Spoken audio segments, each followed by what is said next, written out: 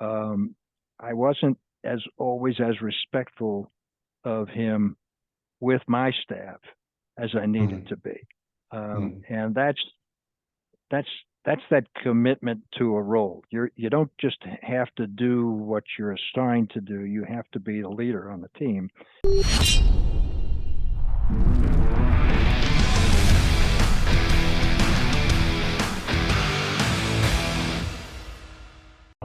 Okay.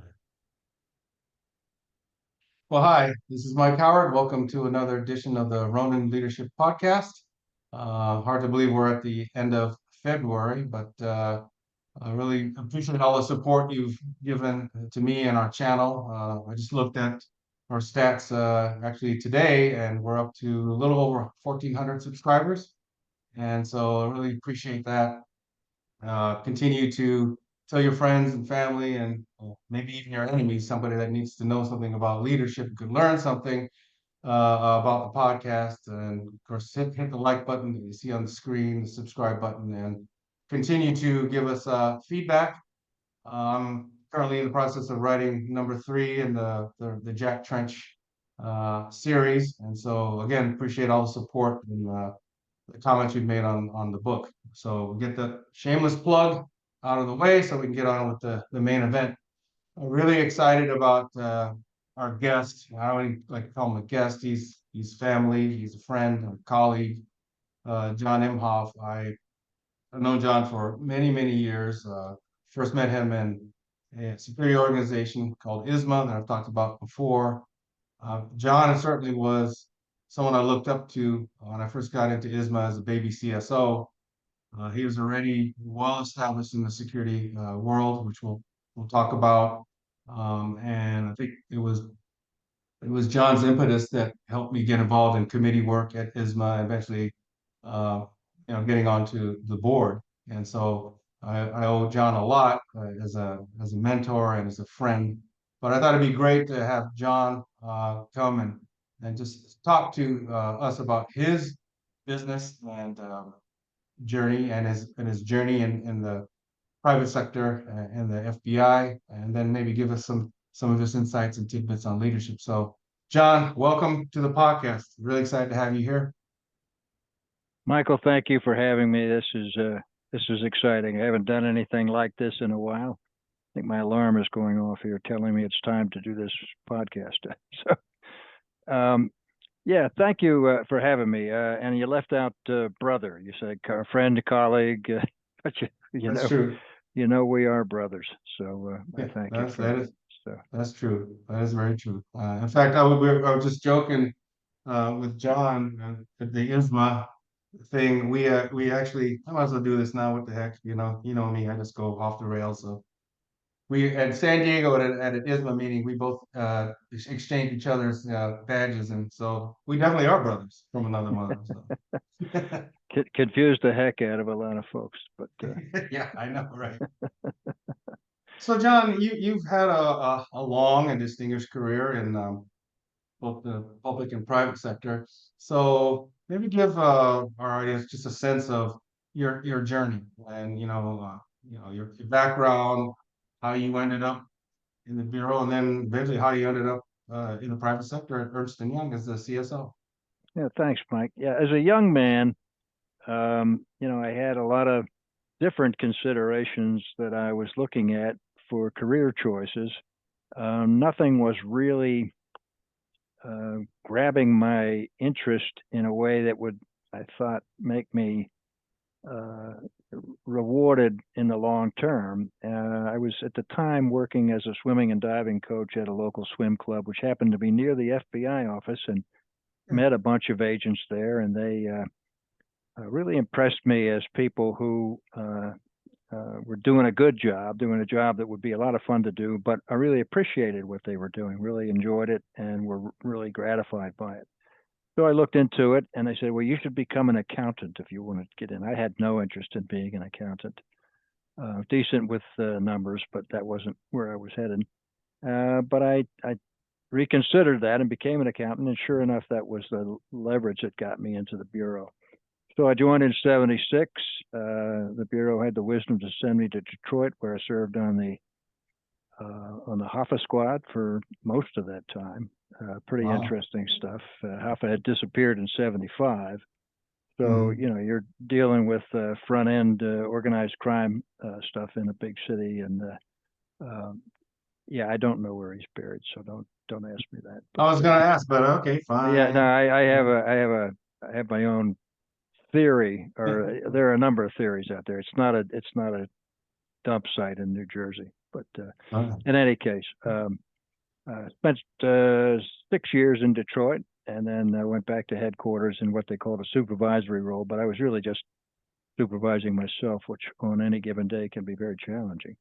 Um, yeah. and then moved on to an actual supervisory role in Baltimore. And I'll talk a little bit more about that when I talk about leadership lessons learned. Lessons learned Okay. are mostly mistakes made, from which hopefully I wouldn't repeat them. I know I didn't repeat those mistakes. Uh, had two squads in Baltimore. First was a drug squad. It was an interesting time because the Bureau didn't have jurisdiction over drugs when I left the field in Detroit. And when I went to Baltimore, I was on a drug squad. So I had to pick that up pretty quickly. I'd worked in organized crime. We were using a lot of the same investigative techniques. So it was consistent, but a different thing. And of course, then you had the liaison and the effective working relationships with local law enforcement as well as DEA and customs, Mhm. who also had drug jurisdiction. And we always didn't play well together in the sandbox together. I think my team did. I think we always fostered that, but there were the occasional exceptions where uh, there was a sandbox war, and you had to deal with those. Um, Mhm. Left the drug squad in after a couple of years and took over the white collar squad there. Had that for 4 years, and that was at the time when the savings and loan crisis hit. So somebody remembered that I was an accountant and said, "Geez, we need him over here where these numbers are happening." And so we worked a few of those cases, had some good success there. Back to headquarters, um, and did a number of different jobs there. Appropriations liaison predominantly for 4 years. And then moved into international operations and ultimately became director of Interpol. Got a couple Oh, of leadership stories around that. That's the U.S. Bureau of Interpol. Every country has its own bureau. And did that for 3 years and then pretty much retired out of there. Had a short stint back at headquarters in information resources, tech division, but just mhm. did that until I retired. Took the job at Ernst and Young. Interesting time to take this job. There was no chief security officer, so clean slate. I had to Yeah. build an organization. They had done a study. Actually, Giuliani and Associates had done a study on what they should have in terms of security. This is post 9/11, and they were not unique in this regard. Many companies were working through, okay, different world, different times, different threats. What should our security apparatus look like? And so they commissioned a study and ended up hiring me to execute on what they found in the study. So it was a really exciting, interesting job because nobody had done it before. It was Mhm. new. The team didn't exist. Had to build the team. To some extent, it was piece parts in place that we just pulled together. But for the most part, we did it from scratch. So did that for 16 years.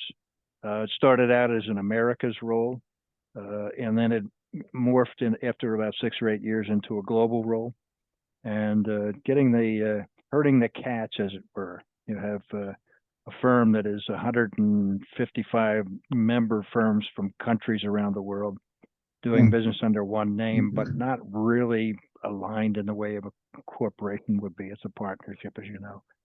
And so it was a lot of power of persuasion as opposed to you'll do it because I'm in charge, because that Right. just didn't that Exactly. just Because they that don't just did care.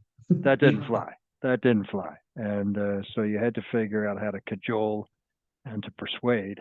And we did a good job on that. I just talked to my successor a couple of days ago, and he was complimenting the blueprint that we built really the day we started in 2002. Uh, Mm. and he's still executing on the same blueprint now. I'll give him credit for taking it light years beyond where we were when I retired. But the framework was there, and the company believes in it, and he was able to carry it forward with a lot of the same team and a lot of new people on his team as well. So I was gratified to talk to him and hear how well he was doing with that. So That's a that's great legacy. Yeah. yeah, that's in a nutshell. You and I had both had the pleasure of being the leader of leaders as ISMA president. You succeeded me, so that would have been 14, 15. Is that right? I Yeah. think I was 14, 15.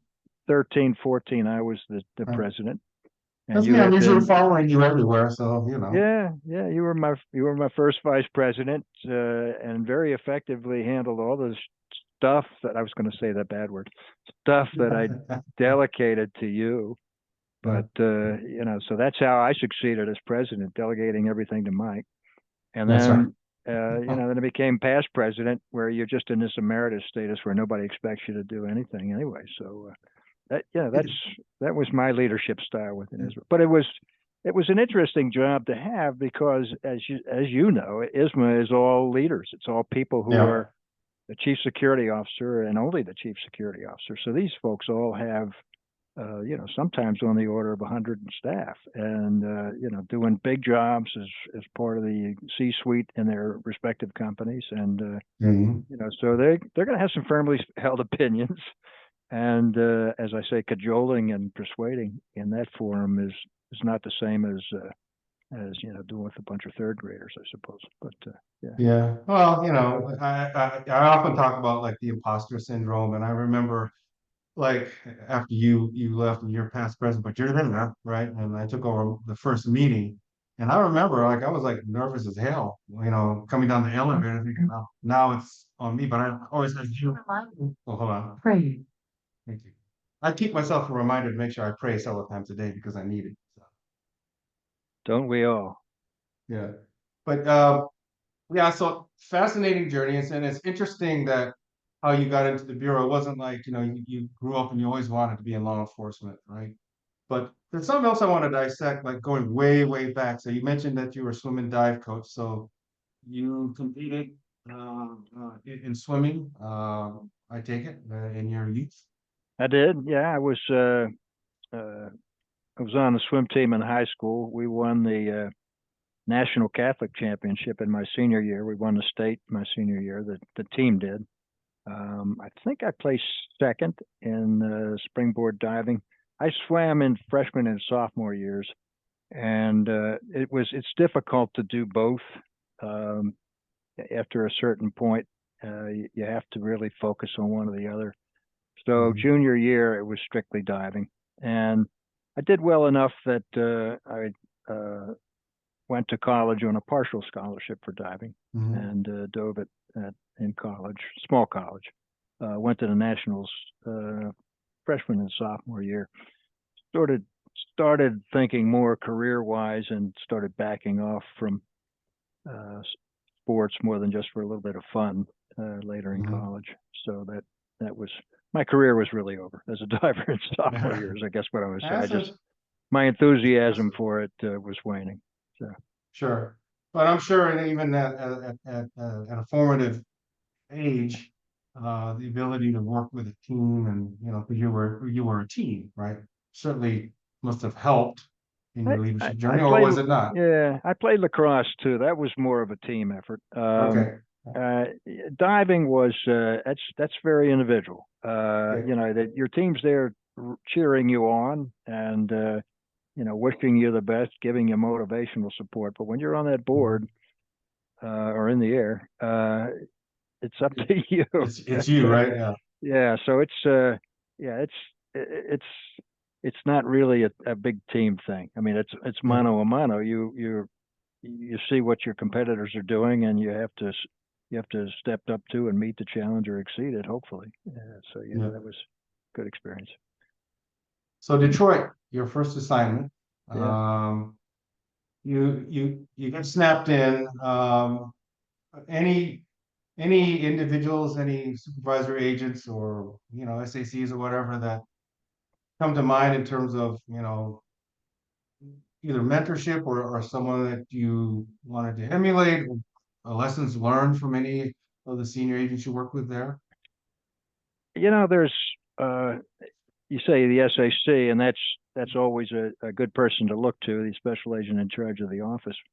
But as a new agent, your interface with the SAC was whenever there was an all agent conference. Right. If you were to darken the SAC's door as a new agent, you were either in trouble or in the wrong place. Wrong So place. there was a chain of command, very militaristic. You mean as a new boot in the army, you wouldn't walk into the general's office, and that was kind of the same Hmm. mentality in the FBI. But that said, there were a lot of first lieutenants, supervisors in the office who were superb. Uh, Hmm. and you got 16 weeks of training at Quantico, and you learned to be an investigator there. You learned what tools were at your disposal. You learned what the law was. You learned what the jurisdiction for the bureau was. But it all didn't really make much sense until you tried to put it into practical application. And so these Hmm. supervisors were really your only link between theory and practice, and they had a big job, especially with somebody. I was 23 when I joined the bureau, so pretty young. Hmm. I can't Right. imagine giving that responsibility and a gun and a badge to me when I was 23, but they thought it was an okay idea. So, I mean, and cops, well, there are cops out there that are, picking up the badge and gun at 18, 19 years old. So, it's Sure. happening all the time, and you have to better have some good leaders at that first line level. But I think of one particular supervisor. I'm not going to be throwing names around here, but Sure. remember him well. He was a key guy. He was not the lead agent on the Hoffa investigation because that would have Hmm. been another street agent, but he was a key guy in the supervisory ranks who was involved with Hoffa. He had more informants around town that were giving us solid information. He knew how to manage the most sensitive interviews. I remember uh, Chucky O'Brien was the key figure in the Hoffa investigation. He was the last person believed to, well, known to have seen Hoffa alive. And so Hmm. there was this assumption Chucky was sort of a godson, adopted son of, not officially adopted, but adopted son of Hoffa. Hoffa took very good care of Chucky and looked after him. Had Chucky had positions in the local, the regional, and the international Brotherhood of Teamsters chapters, and he was a guy that we needed to get his cooperation, and this particular supervisor I'm referencing Hmm. was the guy who did all the work in making sure that we got what we could get from Chucky.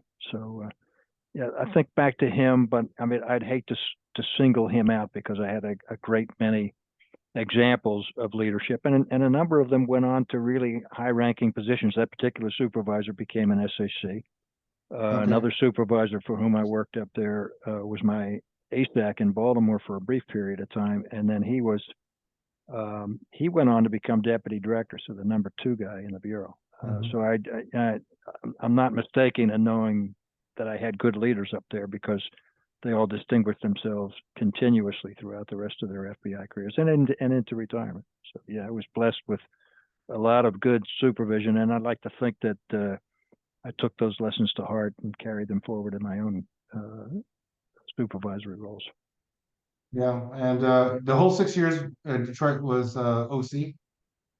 No, did a little bit of organized crime, Mm. did a little bit of white collar crime, but the Okay. predominance was on the Hoffa squad. Probably 4 of the 6 years that I was there were on the Hoffa squad, and I had Yeah. the fortune of picking up a case involving three MAID members and uh, and gaining convictions over three members who we thoroughly believed were involved in the Hoffa abduction. Obviously, we never charged anybody with that, so hard to say Right. that they were or were not. But yeah, it was a great experience. It was a good good place to get your feet wet. And the other Uh, beauty of Detroit was it was a very young office. mm. People who had tenure didn't want to be in Detroit, so they transferred out because they had tenure.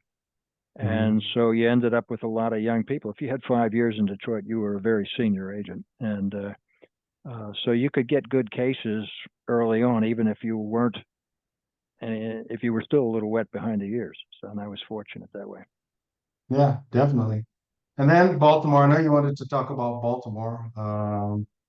You, Yeah, this is about leadership, and I'll talk a little yeah. bit about that. Baltimore was an interesting time. The agent in charge there was a former Marine, Hmm. um, a very capable guy, very well respected in the ranks, but he was known for his management style. And just to give you some sense of what that was, somebody once bought him a book. This is a friend of his who worked for him. Uh, Hmm. the management style of Attila the Hun, and basically that was kind of his management style. It was a very militaristic, my way or the highway approach to things.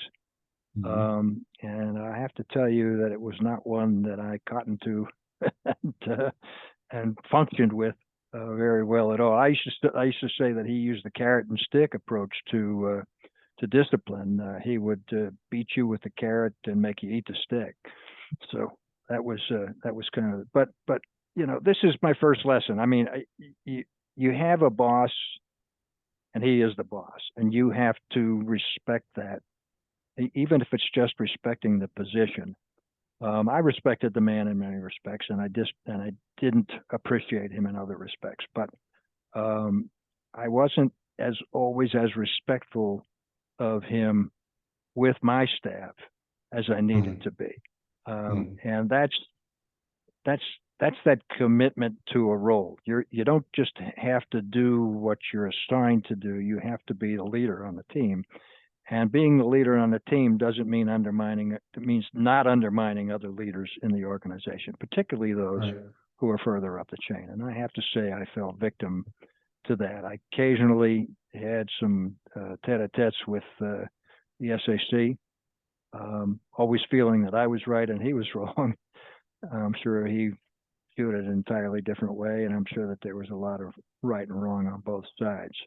Yeah. But those differences had to stay between the two of us. And I'm in retrospect, I'm ashamed to say that I didn't embrace that particular aspect of leadership as well as I should have at that point in time. Later, I learned to do that, but that was my first real supervisory job, and I failed in that regard.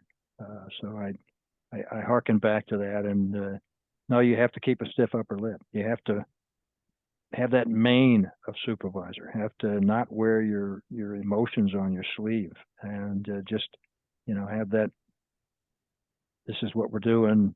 You know, perspective every day, and letting it down once is it's hard to get it back once you let it down.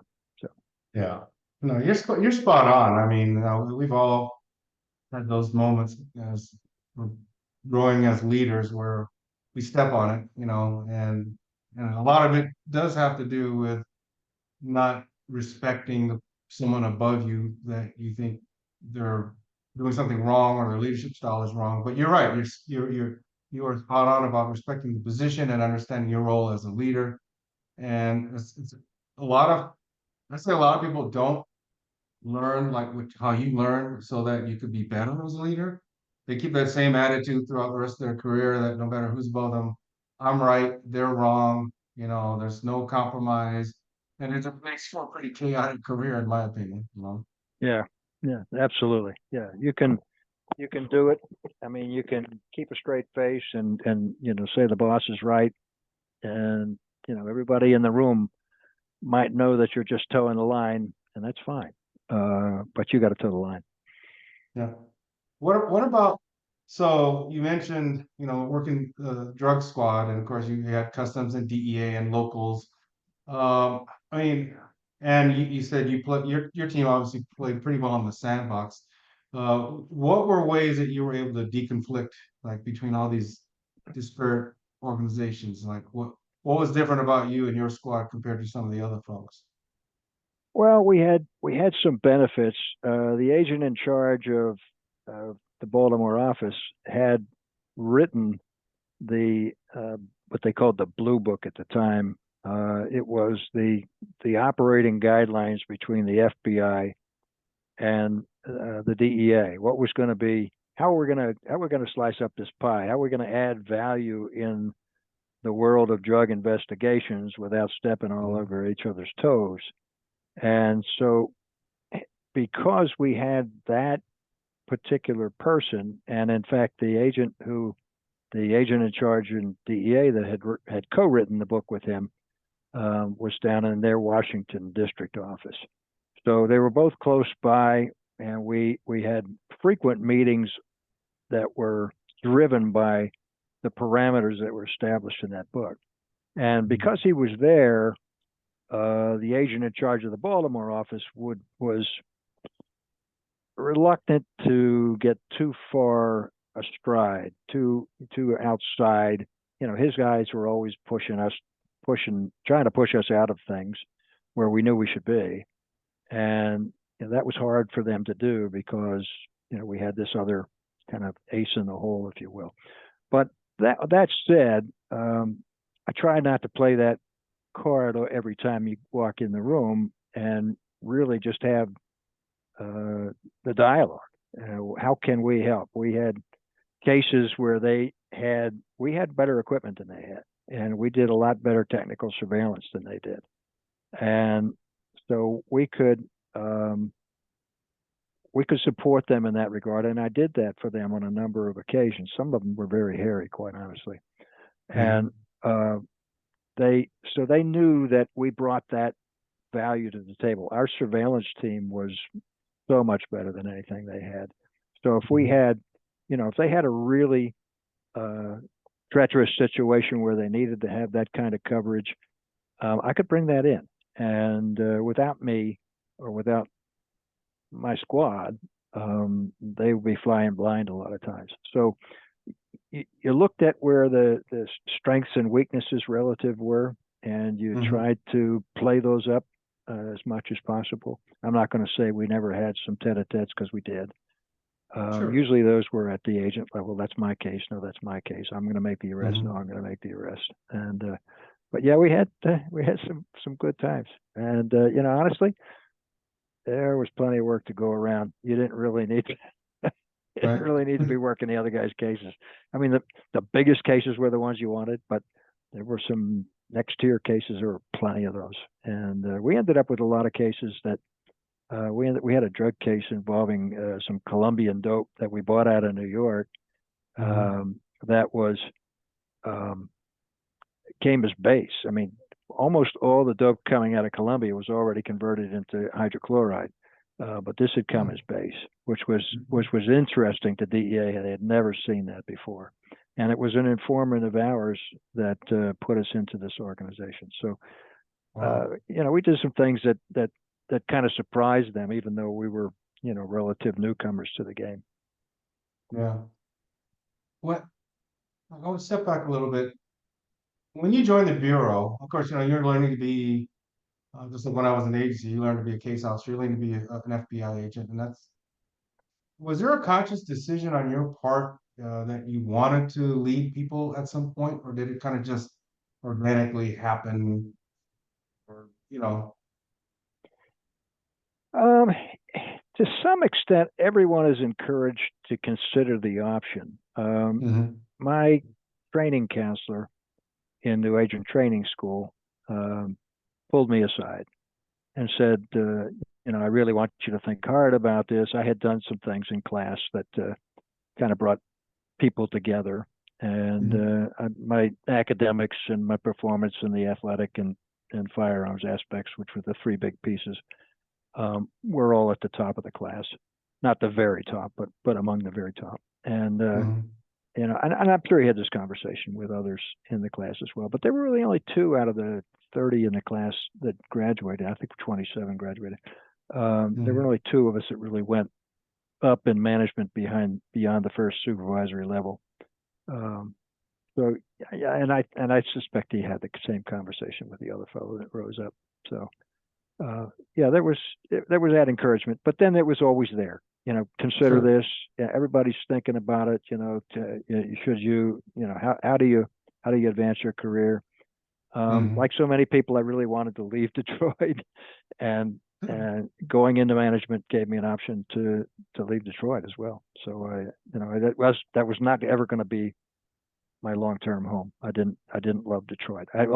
Detroit treated me very well. Don't get me wrong, but it was not where I wanted to spend. I'm living in Jupiter, Florida now, so that tells you Yeah. a little bit about my climate preferences. And I've heard you mention your climate preferences Yes. as well. So Yep. I like sunshine and warm.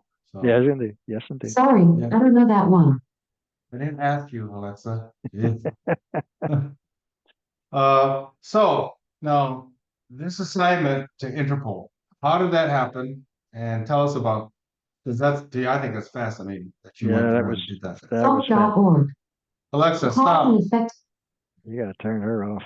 Uh, Yeah, that was kind of a dream come true. I was in a position at headquarters where my next move should have been to go back out to the field, and I was um, actually selected to be the assistant special agent in charge in Chicago. Um, the decision was not finalized, and I got another offer right at the same time to move into international operations. And I knew my wife, who is an attorney and wanted to not transfer, wanted to keep her career intact. sure. Um, so we had the kind of discussion, and I said, okay, I'll pull it back. And so I pulled back, and I knew that that was it for me. I was not ever going to become an SAC, which is sort of the holy grail. That was the brass ring for all agents in management. Right. But that was okay. That you have to make these choices. And so I go to international operations. I actually spent a year on detail at the Department of State. That was the position. It was a term position. And so I spent that year with State, came back, and I was without portfolio, which was kind of a great thing because the guy who was in charge of international operations uh, made me his jack of all trades.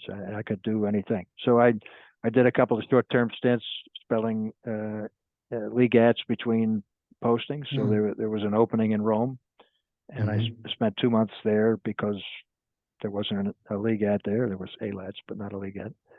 And I went to Berlin, spent a month there. Went to the International Law Enforcement Academy and spent some time there in Budapest. And then got the opportunity to open the legat in Tallinn, Estonia. It was a brand new opening, so that was interesting. I didn't really know where Tallinn, Estonia was until I got there.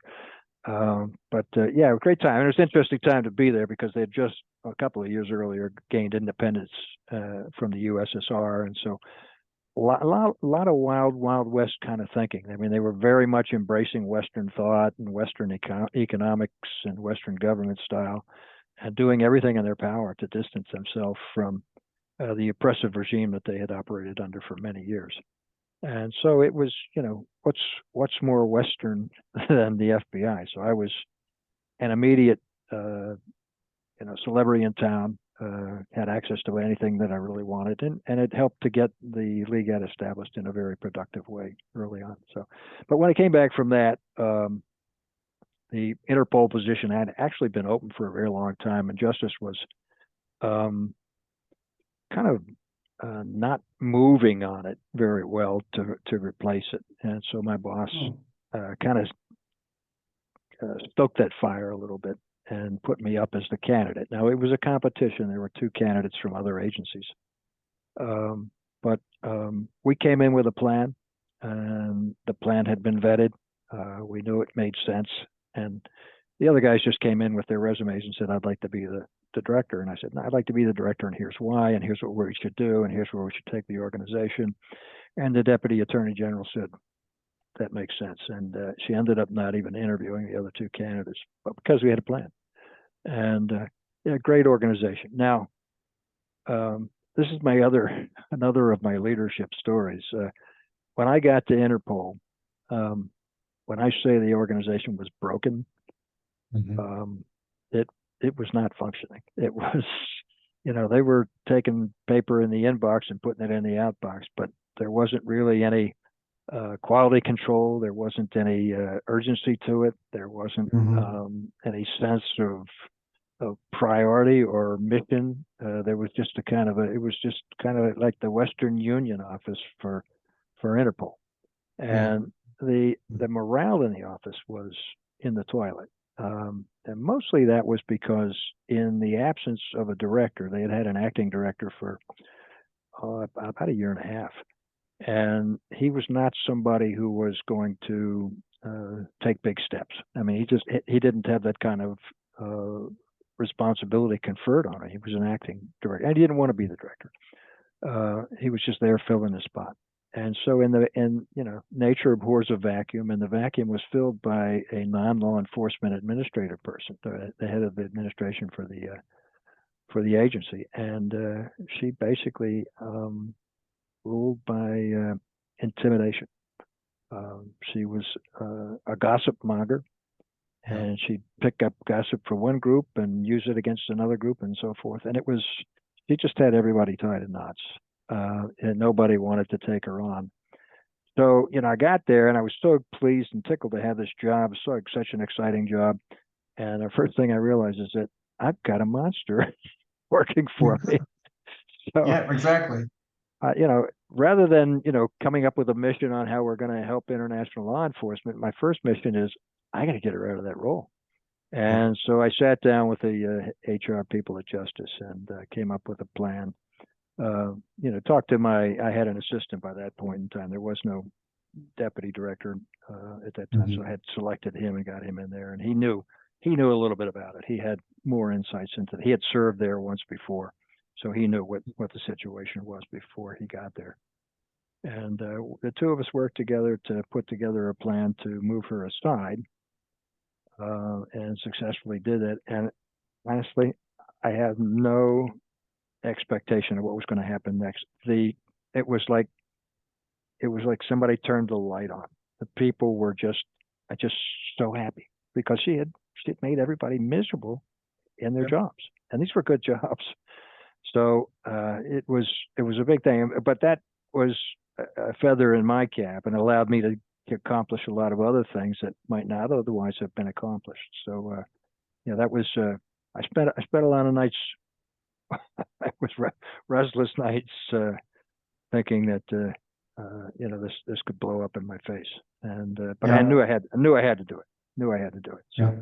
speaking of restless nights, Donna said, "Make sure I get a copy of this podcast." I said, "Yeah." She listens to sleep stories at night. I think that's what she's going to use it for. So, but I'm not sure. We'll see.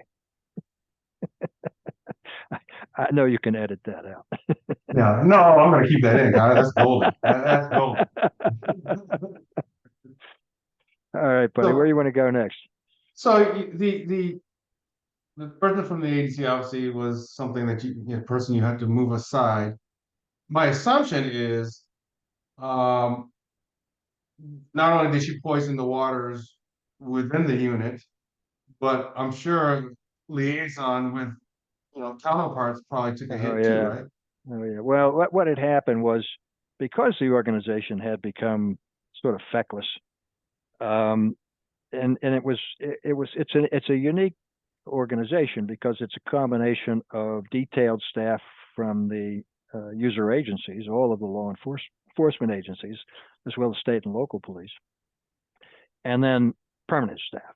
So you had about a 2-to-1 ratio of permanent staff, which was analysts and computer operators, etc. And then you had a third of the staff, which would be detailees from the agencies. Well, do you send your best and brightest to an organization that is feckless? And that was pretty well known by everybody. Um, and the answer was no. We had some good people, but we also had some people, particularly in leadership positions, who were asleep at the switch. And once I managed to move my chief administrator out and get somebody in the role who was doing the job and doing it properly, then I had to look around at who was from the agencies. And I had some very candid conversations with agency leaders saying, you're embarrassing yourself. This person that you have sitting over there. I had one supervisor in particular who invariably would have his beeper go off. I had a Monday morning supervisory session just to update what did we do last week? What are we doing this week? What's the long-term Mhm. objectives? What do we got coming up? And, take a half an hour in the morning. That'd be the supervisors in the office, maybe 10, 12 people in a room. And invariably, this one agent supervisor would get a beep about 10 minutes into the meeting and, get a worried look on his face and run out of the room. So I pulled him aside and I said, what was the emergency? Oh, I had to do something back at the agency. I don't want to say what agency was. I had to do something back at the agency. And I said, well, who was that with? Who do you report to back there? Because you report to me here. Who do you Right. report to back there? Oh, I report to this guy. Okay, good. So I called that guy up and I said, hey, did you beep somebody so and so this morning? And he said, no. I said, well, did somebody else beep him? No. I said, okay. So next time the beeper went off, I said, Johnny, You. I said, yep, that better be a good story, because if it's not, you're going to answer. And he left, and we got a really good guy in his place because I sat down and had that candid conversation with his boss. And then I talked to a couple of other guys and Sure. had similar types of conversations where we upgraded the staff. And it was a process. Took about a year. Now the leadership story I want to talk about in Interpol wasn't anything to do with me as much as Mhm. um, what I saw as true leadership, and that was we did some really good things there. But probably the most important thing we did was to contribute to the upgrade of Interpol General Secretariat in Lyon. It Mhm. was somewhat moribund as well, and we had an American candidate for Secretary General, first one ever, Ron Noble. You may know him. Oh yeah. Yeah. Yeah, Ron had been a senior executive in the Department of Justice. He had been an assistant United States attorney in Philadelphia. He was the undersecretary of enforcement for the Department of Treasury back before DHS, and so he'd had a lot of law enforcement roles. And at that point in time, he was emeritus. He was a professor at New York University and doing some writing and was on some boards, but wasn't really actively involved in law enforcement. But he became the U.S. candidate, and I was basically his campaign manager and did all of the things to keep him forward and do, and I won't claim any great responsibility, although Ron always thanks me publicly and says, Mhm. but for John, that would have, but that's not really true. I knew what was going on. There were other people. But the big one was Ray Kelly. Ray Kelly was on the Okay. Interpol General Executive Committee. I don't, your viewership, your audience may or may not know who Ray Kelly is. He was twice the NYPD commissioner and 3 terms under Mayor Bloomberg up in New York. One of the finest law enforcement officers I've ever had the pleasure to be associated with. He was Mhm. there before Giuliani as well. But at the time, he was commissioner of customs, and he was on the Interpol Executive Committee, and he was a vice president, as a matter of fact. And the vote was very close. We had a lot of people said, "Yeah, you're Ron's our guy. We're going to vote for him." But it was just there was no commitment. I mean, until you got in the room and everybody showed their hand. Well, Mhm. um, Ray knew that, and Ray saw what needed to happen with Interpol and saw that it needed to have a new leader, somebody other than the fellow that was there, and somebody that wasn't going to continue in the style of the fellow who was there. And he saw Ron as that guy. And 8 days before the key election in the executive committee, Ray had a heart attack, and Oh. he drove himself to the hospital. I still find this amazing. He was at his desk at customs headquarters, and he drove to, I think, GW, but it might have been Mhm. Georgetown. Don't quote me on that. But in any case, the doctor said, "You're not going to Lyon." And he said, "You don't understand, doctor. I am going to Lyon." He said, "Well, okay. Well, if you're going, then your wife is going with you, and she's going to hold your hand. And here's the things you got to do." He says, "Okay, I'm doing it." And he got in the room in Lyon where the election was being held, and his presence, just his force of personality, his stature as one of the most successful, respected law enforcement persons in the world, carried the day, and Ron was elected. And Ron did a super job. I think he was in the role for 13 years, and just transformed the organization. Just did a super job. So, but for Ray, but for his leadership, but for his abilities, and of course, he had 100 other things on his plate as well. But he saw this Sure. and knew what it was about, and he did that. So I always, people say, "Hey, you helped to get Ron get elected." Yeah, yeah, I helped. Ray carried the day. He really did. That's great leadership on his part, both of your parts, but that, I can't believe heart attack. Yes, I am going to you. Yeah, pretty cool. So that, so you leave the bureau and you go to Ernst and Young, right? And I think you and I have had similar. You probably had it worse because I had a broken organization, but at least I had an organization. You didn't have an organization. How do you start? Where do you start? I mean, what was your approach? Well, um, I had been in public accounting before. When I graduated college, I worked for Arthur Anderson. I was there for a couple of years, Hmm. and that was just until I became 23 and was eligible to go in the FBI. But I understood the milieu, at least what it looked like 27 years earlier. But I understood what public accounting was all about. So the organization wasn't a mystery to me. The people were a Hmm. mystery. There isn't, and to this day, there's no org chart. There's an executive board, but you can't go and pull an org chart up anywhere. And I think because it changes so fast, that's why they don't bother to keep one up. So you kind of had to Hmm. figure out what the pecking order was independent of that, and that was a challenge. But I had the good fortune of being assigned to the America's chief operating officer. So you had the America's managing partner, and then you Hmm. had the America's chief operating officer, and that was number one and two. So that was both good and bad. His time allotment to spend time with me and hold my hand was pretty small.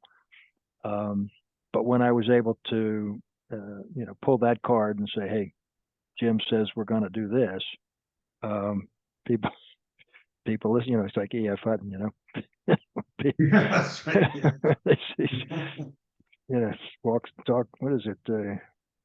Walk softly and carry big. Talk softly and carry big stick. Big stick. Yep. That was Jim. Jim was my big stick. But that I got handed off to the CFO not too long after that, and that still was a fairly senior role. So I had the good fortune to be aligned with people who were swinging a big bat, and I had access Hmm. to them.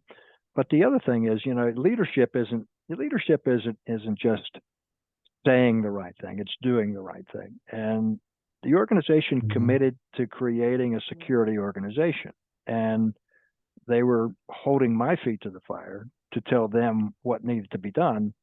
But when I persuaded them that what needed to be done was this path, this course of action, I got what I needed to get it done.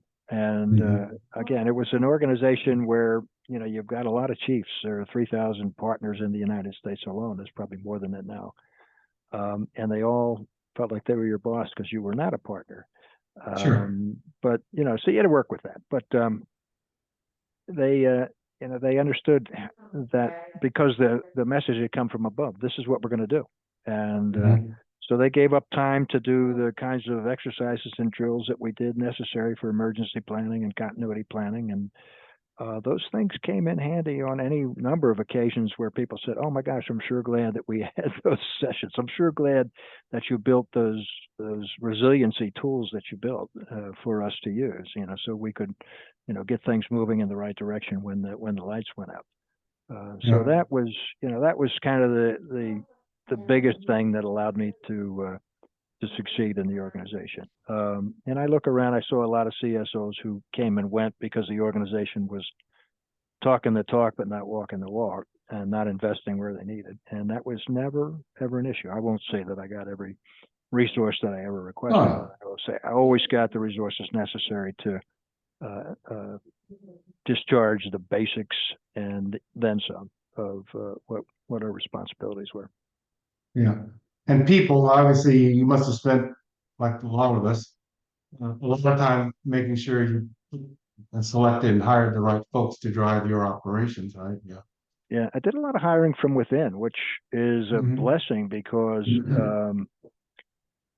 Ernst & Young doesn't hire bad people.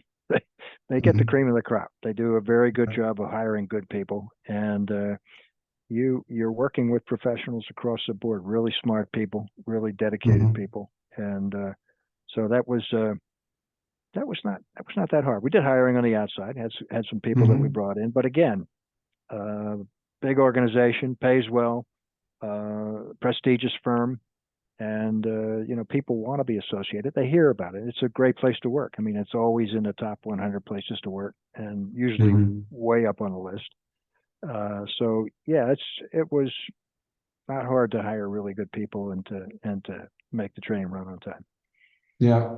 And I think, you said it earlier that your designated successor now, in your position has, not only kept the trains running, but actually, you know, moved the ball further on, which is always a great legacy, I think, to leave behind. So, you must feel very gratified about that.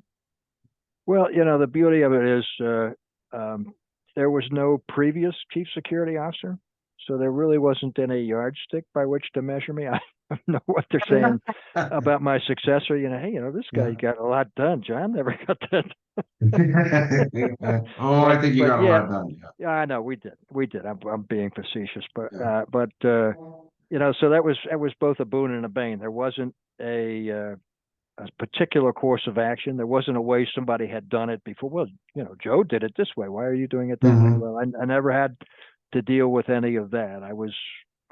We brought together our ideas. We had a great team. The team, we always developed the ideas as a team and vetted them and made sure that we had, the right piece parts to make sure that we could execute on what we were bringing forward, and we understood how to do it with the resources that would be available. And that was, yeah, we were successful that way.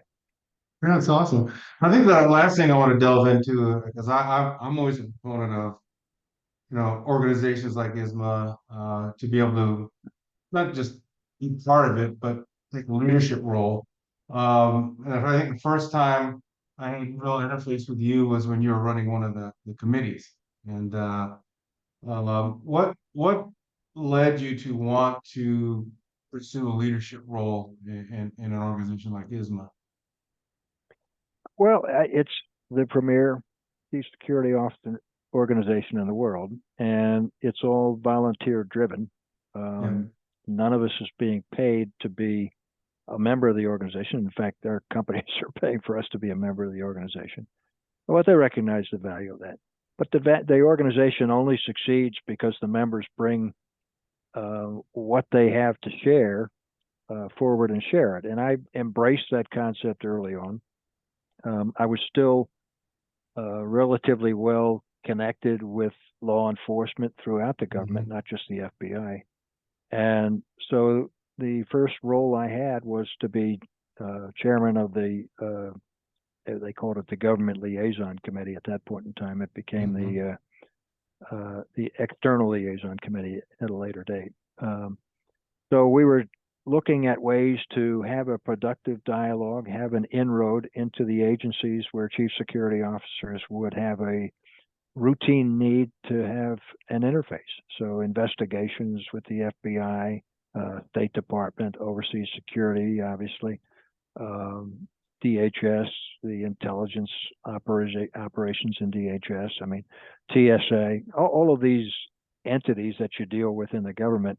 Um, you can't go retail. You got to go wholesale because you got to get things done on a timely basis. And so the committee was about developing those wholesale relationships, and we had some really good successes, and then we had some frustrations. But it was about us sharing with government Hmm. what we, as a chief security officer organization, could bring forward, and there was a lot of that. And then there was there about the government.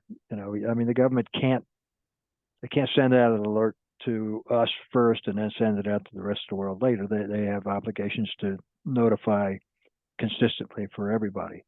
But there are other less formal communications that can happen that can add value both ways, and those that that sort of conduit, that wholesale relationship, was what we were building. And Ray Mislock was the president at the time, and he had asked me to get involved. And he's somebody that I had known a long time, respected, and when I think of leaders, I think of Ray. And just the honor of him asking me to get involved was good enough for me. And yeah, It's awesome. Yeah, and the rest is history. And now you have hung up your own shingle, right? You're doing consulting. Shingle hung, doing Mhm. less and less work, but still available. Have a couple of small Mhm. contracts. People still call me. I'm not beating the bushes for anything, and I haven't gotten into some of the self-driven initiatives that you have. I admire what you're doing, but haven't been driven to do that. But maybe it's not too late. So Yeah. It's never too late. Hey John, I really appreciate you taking the time to do this podcast. I think, well, I've learned a lot more about your background that I thought I knew, but I didn't. But also your leadership lessons and your being forthcoming about even mistakes that you've made, like we've all made, that hopefully makes us better leaders. But um, I think I've learned a lot, and I know that the audience here will learn a lot too. So I really appreciate the time, and thank you for being what you've done for our country. Thank you what you've done for our industry and leadership position, and also thank you for being a brother and a friend and a mentor. I sincerely appreciate that. that's forever. Thank you, friends. All right, thank you. All right, that's it for this edition of the Ronan Leadership Podcast. We'll be back with another edition very soon. And remember, continue to hit the. Michael, here is your reminder. Turn on ring alerts. Thank you, Alexa. Appreciate it. Dismissed. Aw, you just made my day. Thanks. See, I love this. I love this impromptu stuff. All right. Thanks a lot, John. And All right, bye. don't leave. Don't leave because someone wants to talk to you. So, Okay, good. all right.